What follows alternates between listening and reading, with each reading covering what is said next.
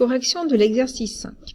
Ici, du butane réagit avec du dioxygène pour former de l'eau et du dioxyde de carbone. On nous donne la masse de butane qui a réagi avec le dioxygène, donc 1,6 g de butane. On ne sait pas quelle masse de dioxygène a réagi, par contre on sait qu'il se forme 4,4 g de dioxyde de carbone et 3,6 g d'eau. Donc effectivement, la question va être quelle masse de dioxygène a réagi. Nous savons que lors d'une transformation chimique, la masse se conserve. Donc, cela signifie que la masse des réactifs est égale à la masse des produits. La masse peut être notée petit m.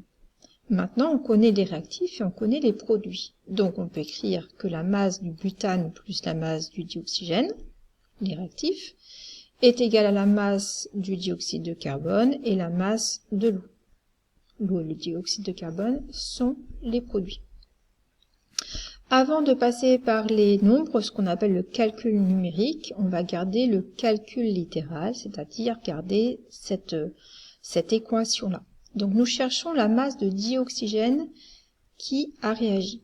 Donc la masse de dioxygène qui a réagi, c'est la masse des produits, moins la masse du butane qui a aussi réagi. Donc ça nous donne masse du dioxygène égale masse du dioxyde de carbone plus masse de l'eau, moins la masse du butane, puisque le butane est un réactif. On remplace maintenant par les données, et on fait une phrase réponse. La masse du dioxygène qui a disparu est de 6,4 g.